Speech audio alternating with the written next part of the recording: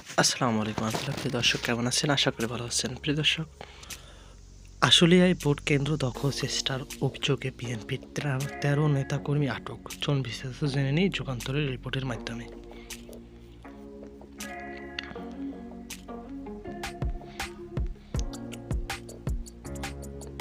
প্রিয় দর্শক, ঢাকার আশুলিয়ায় দুটি ভোট কেন্দ্র দখলের চেষ্টার অভিযোগে বিএনপির ১৩ নেতাকর্মীকে আটক করেছে সেনাবাহিনী।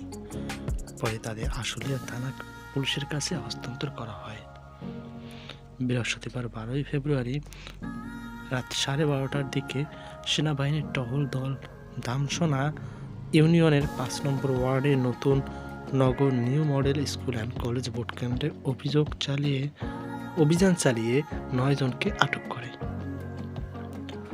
আটককৃতরা হলেন আশুলিয়া থানাধীন মধুপুর এলাকার শামসুল হকের ছেলে আব্দুর রহমান, যার বয়স ৪২ বছর, বশির উদ্দিন ব্যাপারীর ছেলে মোহাম্মদ শাহজাহান ব্যাপারী ৬৪ বছর, ইয়াকুব আলীর ছেলে মোহাম্মদ সরোয়ার ৫২ বছর, শাহজাহান ব্যাপারীর ছেলে মোহাম্মদ জুলহাজ উদ্দিন ২৪ বছর, মোহাম্মদ বাবুল হোসেনের ছেলে মোহাম্মদ সুমন ২৩ বছর, আহমদ আলীর ছেলে মোহাম্মদ সুজন ২০ বছর, মোহাম্মদ তাইজুল ইসলামের ছেলে মোহাম্মদ শাহিনুর ইসলাম ৩০ বছর, আক্তার হোসেনের ছেলে মোহাম্মদ সুমন ৩৬ বছর এবং গোপীপাড়া এলাকার দানেজ আলী শেখের ছেলে মোহাম্মদ নুরুল ইসলাম, যার বয়স ৩৫ বছর।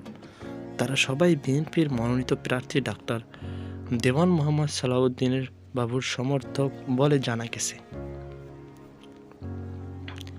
এদিকে একই সময় দামসোনা ইউনিয়নের ৯ নম্বর ওয়ার্ডের নলম ভোট কেন্দ্রে পৃথক অভিযানে আরও ৪ জনকে আটক করা হয়।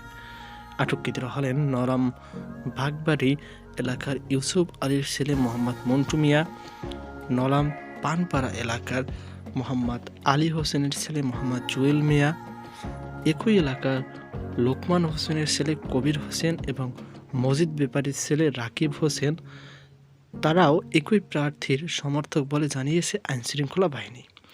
এ ব্যাপারে জানতে চাইলে আশুলিয়া থানার duty officer SI Simon Sheikh গণমাধ্যমকে বলেন, সেনাবাহিনী রাতেই ১৩ জনকে আটক করে থানায় হস্তান্তর করেছে। বর্তমানে তারা থানা হেফাজত রয়েছে।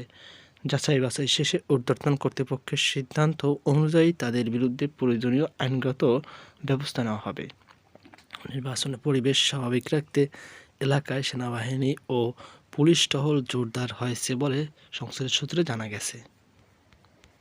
তো প্রিয় দর্শক, এই ছিল আমার সর্বশেষ আপডেট। সকল ভালো থাকুন, সুস্থ থাকুন। আজকে পর্যন্ত, আল্লাহ হাফিজ।